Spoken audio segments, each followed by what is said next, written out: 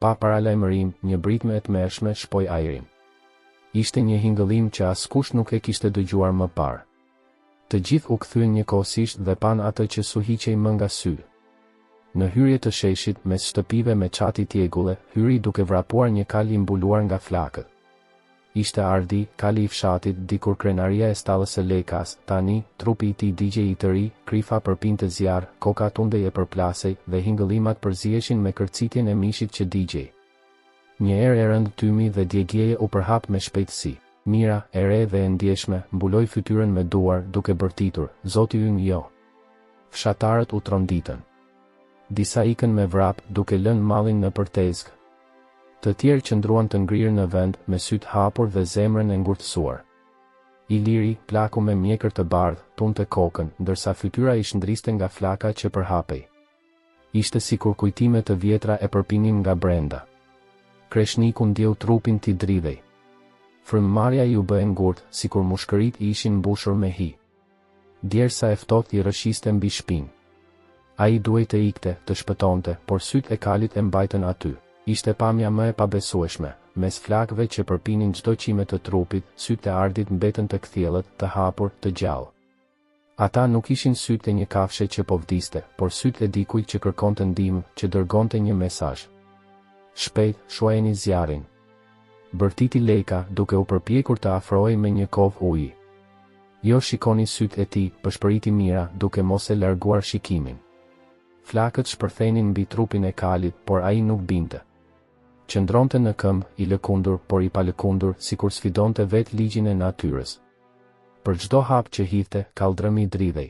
Hingëllima e tij kumbonte në muret e shtëpive, duke i bërë njerëzit të mbulonin veshët. Kreshniku u afrua një hap më shumë, edhe pse instinkti i thoshte të ikte. Era e djegjes ja përplasi në fytyrë gjithë mizorinë e asaj skene. Por diçka e mbante të lidhur me atë moment. Ishte ndjenja e pashpjegueshme se Ardi nuk po luftonte vetëm për të jetuar. Ai po dëshmonte. Turma u përfshi nga kaosi. Disa tentuan të hedhin batanie mbi kalin, por flakët i përpinë në çast. Disa të tjerë u lëritën se ishte mallkim, se nuk duhej t'i afroheshin. Një grua e moshuar ra në gjunjë, duke bërë kryqin me dorë dhe nisi të përsëriste. Mos lejoni të ndodh prap, mos lejoni të ndodh prap, askush nuk e kuptoi menjëherë pse ajo grua e tha atë fjalë prap. Vetëm Iliri, plaku, uli kokën me peshë, sikur e dinte se historia po përsëritej. Tymi u përhap aq shumë, sa Kreshniku mezi shite. Por gjithmonë, mes mjegullës së zezë, sytë e Ardit qëndronin të ndezur. Ishte sikur bota të ishte tretur dhe vetëm ai dhe kali të ishin mbetur në atë skenë. Është i gjallë. Nuk bie. Bërtiti një fshatar, duke e kthyer frikën në panik. Fëmijët ndalën së qarit për një çast. Burrat shikonin njëri tjetrin me mosbesim. Leka mbuloi fytyrën me duar, duke thënë me zë të ngjirur, s'është e mundur përshpëritjet nisën të përhapen. Disa thanë se ishte një shenjë hyjnore, të tjerë se ishte mallkim i lashtë. Por askush nuk guxoi të afrohej më shumë. Ishte sikur një vijë e padukshme i ndante njerëzit nga kali. Kreshniku bëri disa hapa të ngadalta, zemra i rrite aq fort sa i dukej se po shpërthente. Në çdo frymëmarrje të Ardit, ai dëgjonte një britm të padukshme, një mesazh që i hynte në shpirt. Ishte më shumë se dhimbje. Ishte dëshmi, ishte e vërteta që digjej bashkë me flakët. Turma heshti papritur. Flaka ul pak, por kali nuk binte. Qëndronte mes sheshit, i mbuluar nga plagët, por sytë i mbetën të gjallë, të palëkundur, të drejtuar mbi Kreshnikun. Ishte sikur i fliste vetëm atij. Iliri shtrëngoi shkopin e tij të vjetër, sytë i lëviznin midis kalit dhe turmës. Ai nuk tha asgjë, por heshtja e tij e rëndë ishte më e frikshme se çdo fjalë. Atëherë, një e vërtet e padukshme u bë e dukshme për të gjithë. Nuk ishte më një aksident. Nuk ishte më një kafshë në agoni. Ishte diçka tjetër, diçka që te i kalonte çdo logjik njerëzore. Dhe fjalia që mbeti e gdhendur në mendjen e të gjithëve, ndërsa sytë e Ardit digjeshin mes flakëve dhe sheshi u mbulua nga tymi, ishte kjo. Në atë çast, të gjithë e kuptuan se asgjë nuk do të ishte më si më parë. Flakët u shuan ngadalë, sikur edhe ato ishin lodhur nga betejë e pakuptimit me trupin e Ardit. Tymi i dendur u përhap mbi shesh, duke u futur në çdo rrugicë e duke u ngjitur në mushkëritë e njerëzve. era e djegjes së mishit dhe krifës së kafshës nuk largohej, por qëndronte pezull si një mallkim i padukshëm. Fshatarët nuk guxonin të merrnin frymë thellë, çdo thithje ishte e mbushur me tmerr. Mes asaj mjegulle të rënd, Ardi qëndronte ende në këmbë. Trupi i tij ishte mbuluar nga plagë të hapura, leshi ishte bërë hi, por sytë e tij nuk ishin mbyllur. Ai merrte frymë me vështirësi, çdo thithje ishte një rënkim i mbytur, dhe çdo nxjerrje një hingëllim që shpërthente si britmë e shpirtit. Sheshi ra në një heshtje të frikshme.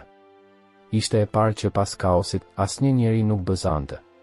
Fëmijët që deri pak më parë qanin, ishin kapur fort pas duarve të nënave të tyre. Burrat që zakonisht krekoseshin, tani nuk guxonin të thonin asgjë. Heshtja i rëndonte të gjithëve mbi shpatulla, sikur e njëjta dorë e padukshme u ashtrëngonte kraharorin. Leka, i nxirr në fytyrë nga bloza, u përpoq të thyej murin e heshtjes. Zëri i tij dridhej, dhe megjithatë mundoi të dukej i fortë, është thjesht kafshë do bjerë shpejt. Fjalët e tij ranë në ajër pa asnjë forcë. Askush nuk reagoi. Askush nuk e besoi. Ishte përpjekja e dëshpëruar e një njeriu për ta kthyer botën në normalitet, por normaliteti tashmë ishte thyer përgjithmonë. Mira, e dridhur, uli kokën. Duart i kishte lidhur mbi preher, sikur të përpiqej të mbante një peshk të padukshme. Ajo përshpëriti me zë aq të ulët sa mezi dëgjohej. Jo, e kemi parë këtë më parë, turma u trazua. Përshpëritja e saj u shpërnda si një val e vogël që u rrit në jehon. Njëri ja tha fqinjit, tjetri ja përsëriti një tjetër, dhe brenda pak qastesh gjithë sheshi gumëzhinte me fjalët, kjo është e pamundur, kjo është e pamundur. Iliri, plaku, ngriti kokën dhe sytë e tij të lodhur, por të mbret, u ngulitën tek shenja në trupin e Ardit. Tymrat e fundit po shpërndaheshin dhe plaga e skalitur dallohej më qartë, një rreth i shtrembër i qarë në mes, si një simbol që nuk kishte lindur rastësisht. Iliri ngriti dorën e tij të dridhur dhe foli me zë të ulët, por që kumbonte në heshtje. E njoh këtë shenjë, nuk është hera e parë që e shoh. Një murmurim frike përshkoi fshatarët. Disa u larguan edhe më shumë, të tjerë u mbuluan me shamit e tyre. Ishte e qartë se shumë prej tyre e kishin dëgjuar atë histori, por kishin zgjedhur ta harronin.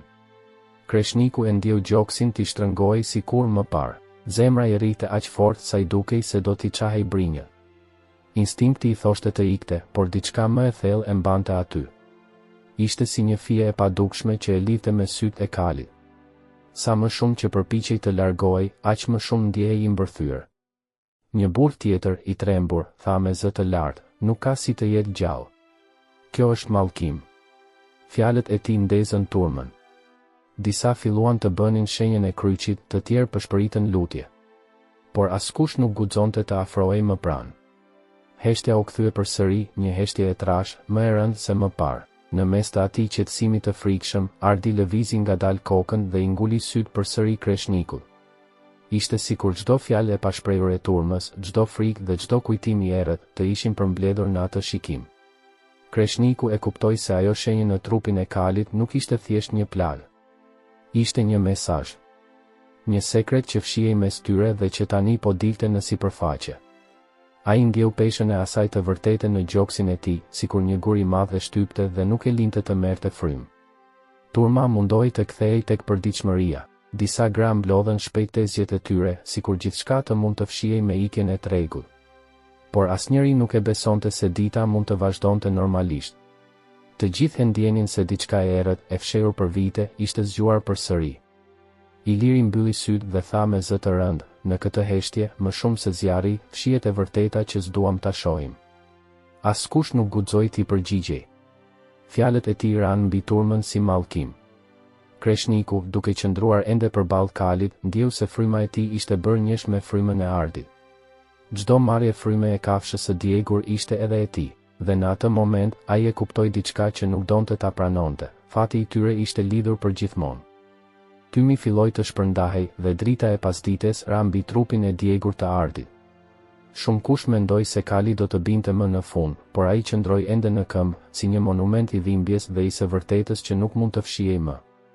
Në anën e majtë të trupit të tij, plaga e zezë u duk qartë, një rreth i shtrembër, i qarë në mes, si një shenjë e gdhendur nga vetë zjarri. Nuk ishte një djegje e rastësishme, ishte një vul. Kreshniku e pa nga afër dhe ju duk sikur gjaku i ftohej. Një kujtim i largët i përplasi mendjen si rufe. Ishte ende fëmia atë natë kur një kasole në skaj të fshatit ishte përpir nga flakët. Ishte zgjuar nga britmat dhe kishte parë qiellin e ndriçuar nga tymi. Flitej për një aksident, por disa përshpëritje mes burrave të moshuar kishin thënë diçka ndryshe. Në trupat e atyre që humbën, ishte parë një shenjë. Ai nuk kishte guxuar kur të pyeste më shumë, por tani gjithçka merrte kuptim. Iliri, plaku me mjekër të bardhë, u mbështet tek shkopi i tij dhe foli me zë të dridhur. Ky nuk është plagë e rastit. E kam parë këtë shenjë para shumë vitesh. Ka djegur jo vetëm kuaj, por edhe njerëz, dhe gjithmonë shfaqet si paralajmërim. Turma u trondi. Disa gra nisën të qanin, burrat shikonin njëri tjetrin të hutuar. Mira, që deri atëherë kishte heshtur, ra në gjunjë. Lotët i rridhnin pa pushim. Jo, përsëriste ajo. Po përsëritet prapë. Zëri i saj i mbushi njerëzit me një frikë të re. Ishte sikur fjalët e saj të hapnin dyert e kujtesës së secilit. Leka mbylli syt fort, ndërsa kujtoi një natë kur kishte dëgjuar hingëllima kuajsh nga kodrat, por nuk kishte dashur të dilte. Kishte menduar se ishte imagjinat, por tani kuptonte se ishte e vërtetë. Fjalët e Ilirit vazhduan. Ky simbol lidhet me zjarrin e madh që na shkatërroi dikur. Ai zjarr nuk ishte rastësi. Ishte vepër e atyre që ndiqnin një besim të errët, një sekt që jetonte mes nesh si hije. Një heshtje e rëndë e përplasi turmën. Askush nuk donte të pranonte, por askush nuk mund të mohonte. Ata e kishin ditur gjithmonë, diku në thellësi të shpirtit, por kishin zgjedhur të heshtnin. Kreshniku nuk dinte si të reagonte. Ai ndjente se diçka e lidhte personalisht me atë simbol. Në mendjen e tij u kthyen netët kur e ama, para se të vdiste, i kishte thënë të mos dilte kur natën vetëm. Kishte diçka në mënyrën se si ajo ja kishte thënë, sikur ta dinte që rreziku nuk vinte nga errësira, por nga njerëz që i fshiheshin në të. Pa pritur, në skajin e sheshit, një burr u lëkun. Ishte Petriti, i vetmuari që gjithmonë rinte larg të tjerëve. Ai tentoi të mbulonte fytyrën me shallin e tij të vjetër dhe të largohej, por turmat e syve u kthyen menjëherë mbi të. Ai di diçka. Bërtiti një zë nga turma. Petriti u ndal për një çast, por nuk e ktheu kokën. Zemra e kreshnikut filloi të rrite më shpejt. Ai ndjeu se instinkti i thoshte të ndiqte këtë njeri. Kur u përpoq të largohej, kreshniku i doli përpara. Mos, i tha me zë të fortë, duke e kapur nga parakrahu. Petriti ngriti syt. Ishin sytë e errët të mbushur me një lodhje të vjetër. Nuk foli, por heshtja e tij ishte më tronditëse se çdo fjalë. Çfarë po përpiqesh të fshehësh? Pyeti kreshniku. Ai i tërhoqi shallin nga krahu dhe turma pa atë që nuk donte të shite, plagë të vjetra, të djegura, me formën e së njëjtës shenje. Ishin të njëjtat gjurmë që kishte ardhi në trupin e tij. Një grua bërtiti me tmerr. Një burr tjetër u tërhoq mbrapa. Mira e mbuloi fytyrën me shami, ndërsa Leka shtrëngoi grushtet. Heshtja u bë edhe më e rëndë. Ishte sikur vetë ajri ishte trashur dhe nuk lejonte frymëmarrje. Iliri u afrua edhe një hap dhe tha, po, e dija. Ti ishe aty kur ndodhi herën e fundit. Ti e ke parë këtë shenjë më shumë se kushdo tjetër. Petriti uli kokën, por nuk foli. Ai e dinte se çdo fjalë do ta fundos edhe më shumë. Kreshniku e kuptoi se nuk ishte vetëm Kali që mbante vulën e së kaluarës. Kishte njerëz mes tyre që e bartnin, që ishin shënjuar nga e njëjta dorë. Jehona e tragjedive të vjetra ishte kthyer, më e fortë, më e gjallë dhe më mizore se kurrë. Sheshi i fshatit ishte kthyer në një teatër të heshtur, ku secili person priste fjalën e radhës sikur ajo të ishte çelësi i jetës ai vdekjes. Petriti qëndronte i ngurtë, i zbuluar, ndërsa plaga e vjetër në krahun e tij kishte shuar çdo dyshim. Sytë e tij të errët nuk guxonin të takonin askën. Heshtja u mbush me frymëmarrje të rënda, me shikime të përziera mes frikës, fajit dhe zemërimit. I pari që foli ishte Iliri, plaku që kishte parë më shumë se çdo njeri aty. Ai ngriti shkopin e tij të vjetër dhe zëri i tij, i lodhur nga vitet, kumbonte si kamban. Kjo shenjë nuk është e re. Ajo i përket një sekti të lashtë, një grupi që jetonte në errësirë, duke flijuar kafshë për të ushqyer besimin e tyre të çmendur. Kam parë me sytë e mi gjurmët e tyre. Dhe ju betohem se nuk u ndalën vetëm me kafshë, fjalët e tij ranë si goditje që kiçi mbi turm. Një grua bërtiti, dikush tjetër e mbuloi fytyrën me shami. Mira e uli kokën, ndërsa lotët i rridhnin, sikur çdo fjalë e Ilirit ishte thikë në plagët e saj. Kreshniku, i mbërthyer nga ajo që po dëgjonte, ndjeu gjakun t'i zjente. Gjithë jetën kishte besuar se familja e tij nuk kishte asgjë për të fshehur, por tani, për herë të parë, e kuptoi pse kishte ndjerë gjithmonë një hije të pashpjegueshme në shtëpi. Ai e mbante mend gjyshin që shpesh mbyllej në heshtje kur flitej për zjarret e vjetra. Tani gjithçka merrte kuptim, heshtja nuk ishte thjesht harrim, por fshehje. Iliri ngriti dorën e tij të dridhur dhe tregoi drejt Kreshnikut, "Bir, gjaku yt ka lidhje me këtë histori. Nuk po të fajsoj, por duhet ta dish, paraardhësit e tu ishin aty. Ky mallkim nuk të ndjek rastësisht." Kreshniku u drodh. Fjala e plakut e preku si rrufe. Syt e turmës u kthyen mbi të, disa me mëshirë, disa me dyshim. Ai ndjeu sikur toka nën këmbë i hapej, sikur të gjitha kujtimet e tij fëminore po thërmoheshin. Pa pritur, Leka bërtiti duke treguar me gisht Petritin, "Ky njeri ka qenë pjesë e tyre. Kam dëgjuar hingëllimat e kuajve natën dhe gjithmonë ai ishte aty. Ai e di të vërtetën." Turma shpërtheu në britma. Disa kërkonin drejtësi të menjëhershme, të tjerë bërtisnin emra. Petriti ngriti duart dhe u përpoq të mbrojë. "Nuk e kuptoni fare," tha ai me zë të ngjirur. "Nuk është ashtu si mendoni ju." Por askush nuk e dëgjoi. Zëri i tij u mbyt nga zemërimi i turmës. Gratë filluan të thërrisnin për gjakun e të pafajshmëve, burrat kërcënonin me duar. Në mes të asaj stuhje, një zë i ri u ngrit. Ishte Elira, vajza e re me sy të mëdhenj e fytyrë të zbedh. "Më kanë gënjur gjithë jetën," tha ajo me lot në sy. "Gjithçka që më kanë treguar për zjarrin që mori prindërit e mi ishte mashtrim. Ata dinin.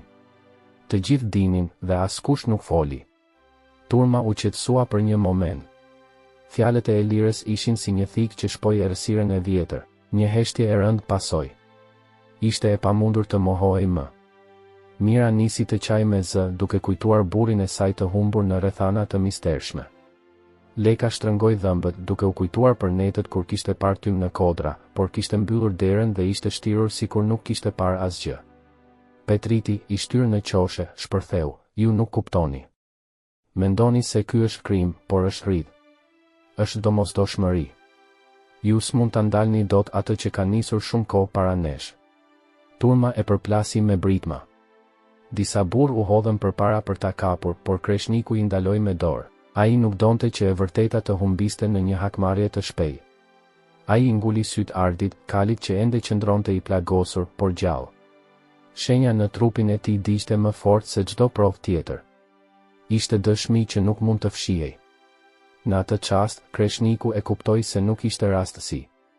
Ishte një gjurmë që vinte nga e shkuara, një e kaluar që po hapte çarjen e saj të parë. Era e djegjes vazhdoi të përhapej, ndërsa sheshi mbeti i ngrirë mes britmave dhe lotëve. Të gjithë ndjen se një të vërtetë të madhe nuk mund ta mbyllnin më. Britmat dhe lotët ende jehonin në shesh, kur një burr i panjohur deri atëherë u ngrit nga turma. Ishte Dreni, një djalë i ri, me fytyrë të prerë nga vuajtje. Ai ngriti zërin me vendosmëri, "Nuk është hera e parë. Kam parë kuaj të djegur në fshatrat përreth, në berat, në Korçë, madje edhe pranë Shkodrës. Dhe gjithmonë, emri i Petritit ishte aty." Turma u trazua menjëherë. Fshatarët filluan të shikonin njëri tjetrin, duke kuptuar se nuk kishin përballë një rast të izoluar, por një model të përsëritur mizorie. Zërat u përzien, "E ka bërë prap, është ai, është i mallkuar." Ardi, kali i plagosur që ende qëndronte mes tyre, u kthye në simbol. Ai nuk ishte më thjesht një kafshë që kishte shpëtuar nga zjarri, por flamuri i padukshëm i së vërtetës. Çdo hap i tij i rënd ishte akuzë, çdo frymëmarrje ishte dëshmi kundër atyre që kishin ndezur flakët. Në mes të turmës, Leka uli kokën i turpëruar. Kishte heshtur për vite, kishte parë gjëra që nuk i kishte treguar, dhe tani kuptonte se heshtja e tij e kishte ushqyer këtë terë. Dreni, i dridhur por i vendosur, shtoi, "Unë e pash vetë. E pash Petritin duke ndezur zjarrin. Nuk ishte aksident. Ishte qëllim." Turma shpërtheu në ulërima. Gratë qanin, burrat shtrëngonin grushtet. E gjithë atmosfera u mbush me ndjenja të përziera mes hakmarrjes dhe frikës. Kreshniku qëndronte pranë Ardit dhe në zemrën e tij u ndez vendimi, nuk do ta linte të vërtetën të groposet kurrë më. Turma qëndronte e ngrirë, ndërsa sytë e të gjithëve ishin ngulur tek shenja e gdhendur në trupin e Ardit. Plaga nuk fliste më vetëm për dhimbjen e një kafshe, por ishte dëshmi e një të vërtete që nuk mund të fshihej. Iliri ngriti dorën dhe tha me një zë që thyen qetësim, kjo nuk është plagë e zakonshme. Është vull rituale. Një provë e kulti që ka jetuar mes nesh për dekada. Një murmurim frike përshkoi fshatarët. Mira nisi të qaj me zë, Elira ngriti syt me neveri dhe pyeti, pra, gjithë kjo ka qenë e planifikuar? Gënjeshtrat tona kanë lindur nga ky zjarr, Lejka, i dridhur, u përpoq të thoshte diçka, por fjala i mbeti në gryg. Ishte e qartë, heshtja e burrave kishte ushqyer krimin për vite. Petriti, i rrethuar nga shikimet, shpërtheu papritur, ju nuk kuptoni. Ky është rendi i vërtet. Zjarri pastron, zjarri ruan ekuilibrin. Patë, fshati do të binte në rrëmuj. Turma u ndez si prush i fshehur. Disa nisën të bërtasin për hakmarrje, të tjerë u lëritën nga frika. Gratë qanin, burrat shtrëngonin grushtet. Kreshniku qëndronte mes tyre, me dorën mbi trupin e djegur të Ardit. Ai e ndjeu se e vërteta nuk ishte më sekret, ishte aty në shesh duke i djegur të gjithë më shumë se flakët e kaluara. Pas shpërthimit të së vërtetës, sheshi mbeti i ngrirë. Petriti qëndronte i shtrirë mes turmës, i mundur, pa forcë për të folur apo lëvizur. Britmat u shuan dhe mbi të gjitha zhurmat ra një heshtje e frikshme, e rëndë, sikur edhe ajri vet ishte ndalur. Në anën tjetër të sheshit, atë Shtjefni, prifti i moshuar i fshatit, qëndronte me kokë të ulur. Ai nuk ndërhyri, nuk tha asnjë fjalë. Heshtja e tij ishte gjykimi më i ashpër që mund t'i bëhej komunitetit. Ishte sikur edhe ai e pranonte se disa plagë nuk shëroheshin me lutje. Kreshniku, ende pran Ardit, ndjeu barën e gjithë atyre ditëve mbi shpatulla. Ai nuk kishte më fjalë për të thënë. Në vend të tyre, bëri një gjest të thjesht por të madh, i vuri dorën mbi qafën e kalit të djegur. Sytë e kafshës u ngritën drejt tij, të lodhur por ende të gjallë. Me një shtytje të lehtë, Kreshniku e lëshoi të ecë. Ardi bëri disa hapa të ngadalshëm, me trup të plagosur, por çdo hap i tij ishte triumf mbi zjarrin, mbi sekretet, mbi frikën. Ai kaloi mes fshatarëve dhe asnjëri nuk guxoi të lëvizte. Kur kali u zhduk në rrugën e ngushtë që dilte nga sheshi, mbi turm zbriti një ndjenjë çlirimi të çuditshëm. Shenja e djegur në trupin e tij shkëlqeu në dritën e mbrëmjes, si kujtesë që askush nuk do ta fshinte dot. Fjalia e fundit, në atë largim të heshtur, të gjithë e kuptuan se kjo histori nuk do të harrohej kurrë.